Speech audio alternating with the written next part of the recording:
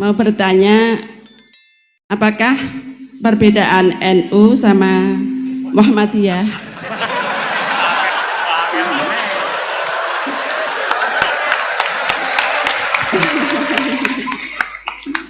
Tadi kan dijabarkan, terus dalam sholat subuh itu kan ada yang pakai doa kunut, ada yang enggak. Tolong jabarkan. Wassalamualaikum warahmatullahi wabarakatuh. Waalaikumsalam. Terus yang ketiga NU sama MU. Satu itu beda seragamnya dan logonya.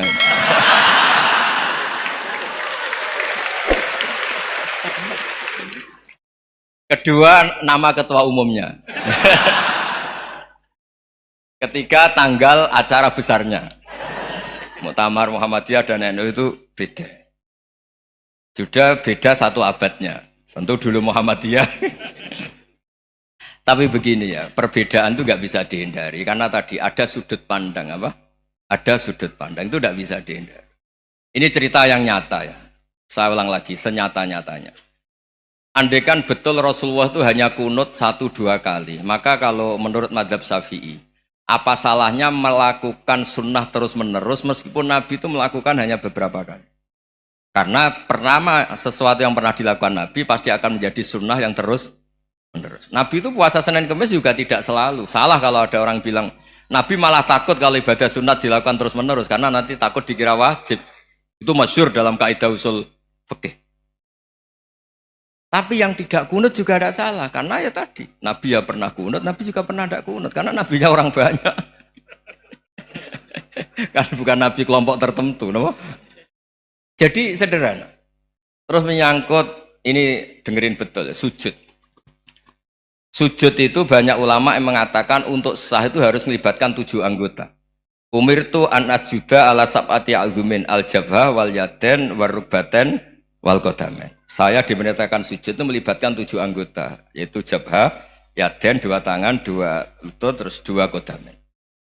Tapi Imam Syafi'i ngendikan, andaikan ada pendapat yang mengatakan ukurannya cukup jabha, maka itu juga benar. Karena Nabi ketika sujud ngendikan sajadalaka waj'i wa sam'i wa basori. Ya Allah telah sujud ke engkau wajah saya, jabha saya. Nabi tidak menyebut tangan, tidak menyebut rubaten, tidak menyebut qadamen. Ini wajah tu wajah, ukurannya itu hanya jabha. Itu kayak iya, kayak enggak. Nah, hal-hal seperti itu yang menjadikan ada ijtihad. Ijtihad itu satu pemikiran yang cara sudut pandang itu kayak iya, kayak enggak. Nah, itu terus ada al-madhaibul arba'ah. Terus ketika implementasi di Indonesia, dulu Mbah Ahmad Dahlan juga ngaji Mbah Soleh Darat, Mbah Hasyim Asy'ari juga ngaji Mbah Soleh Darat. Ketika di Mekah sama-sama ngaji Syekh Khotib Minangkabau, sama-sama ngaji Syekh Mahfud Termas. Jadi ya kalau di keluarga kita itu ya biasa aja, perbedaan-perbedaan itu selama masih ilmiah dianggap biasa aja. Karena memang ngelola sudut pandang itu nggak bisa ditertibkan. Nabi Yahya itu suka berkawan orang soleh. Karena berkawan orang soleh itu enak. Tapi kalau Nabi Isa suka dadani desa-desa tertinggal yang masih macam-macam. Ketika ditanya, kenapa engkau suka berkawan orang-orang gitu? Ana tabibun udawil mardo. Di mana-mana kiai itu ya nyembuhkan yang sakit. Jadi kalau dakwah yang sudah iman tuh akeh tunggali gitu. Tapi dakwah gitu kan tantangan. Itu sudut pandang. Ada nabi itu yang tertawa terus guyon terus. Yang satu murung terus. Ya sama Nabi Isa dan Yahya kan satu angkatan. Mali aroka dohikan fakaan nama tak manumin makrillah. Kamu kok tertawa-tawa terus, seakan-akan nggak ada adab saja. Yang satu tanya, mali aroka abisan kaan nakata kena tumir rahmatillah. Wong kok murung terus, kok dunia orang rahmat deh. Nah, Anda ini orang hebat. Guyu banter ya iso, nangis banter ya iso. Nah itu sudah orang kombinasi itu. Isa ya mau, ya mau, Muhammadiyah ya gelem, NU ya gelem. Ya maksudnya sudah biasa aja. Karena tadi konstitusi NU yang mengatakan ibadah harus ikhlas karena Allah, Muhammadiyah juga sama harus ikhlas karena ya sudah, kalau karena Allah sudah selesai kan. Yang menjadi masalah itu kan identitas untuk hadun nafsi, untuk diri sendiri. Kalau kita ikhlas masalahnya apa? Coba masalahnya apa coba? Imam Syafi'i pernah di Masjid Abu Hanifah yang tidak kunut. Beliau enggak kunut. Ketika tanya lima ada tarok tal kunut ikroman di hadal madhab, saya menghormati madhab ini. Jadi ya biasa. Sebaliknya juga sama, orang-orang Hanafi kalau Imam Syafi'i kunut ya ikut kunut. Karena kalaupun Anda yakin itu tidak disyariatkan, kamu juga yakin itu tidak membatalkan apa? Sholat. Itu yang perlu dicatat. Kalau Anda tidak yakin sunat, kan tidak yakin kalau itu membatalkan sholat. Jadi sebetulnya kalau dianalisis secara keilmuan itu ya semuanya normal. Karena tadi Rasulullah itu al-Bahrul Muhit, Nabi itu lautan yang luas sekali.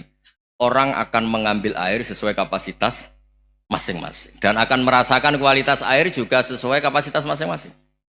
Orang yang sangat haus melihat air seteguk ini luar biasa, tapi yang tidak haus mungkin melihat itu biasa-biasa saja. Jadi makanya saya mohonlah, sudahlah itu biasa saja, apalagi secara sanad ya sama, secara tradisi sama. Ya soal perbedaan tidak harus dengan NU, antara Muhammadiyah juga biasa beda.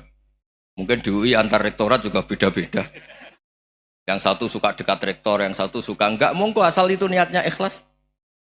Terakhir saya beri cerita, ada sahabat ditanya, "Sifli wajah Rasulillah." Coba tolong saya ceritakan wajahnya Nabi kayak apa. Sahabat tuh nangis senangis-nangisnya. Kenapa engkau menangis? Saya itu tidak pernah melihat wajah Rasulullah SAW. Loh kenapa? Engkau kan sahabat. Sungkan. Sebagai bentuk penghormatan saya tidak berani melihat wajahnya. Sebagai bentuk penghormatan pada waktu Nabi, saya tidak berani sowan. Nabi di dalam punya keluarga, punya istri, punya cucu. Kalau saya sowan tuh ganggu. Ya masuk akal. Bentuk hormat itu tidak ganggu kan.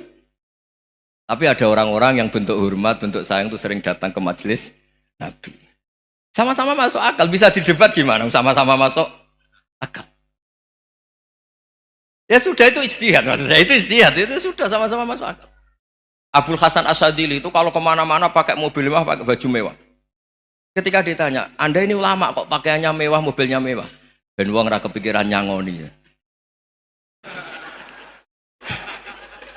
Nah, tapi nak kowe tawaduk melas.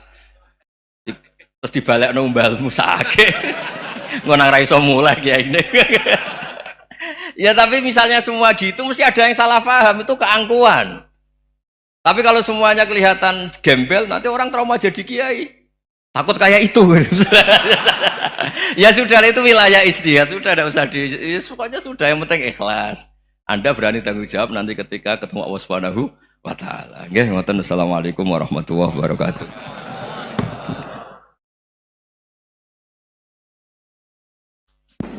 Baik, terima kasih Gus Bah. Kita syukuri bersama para jamaah dengan alhamdulillah. Alhamdulillah rabbil alamin. Wassalamualaikum warahmatullahi wabarakatuh.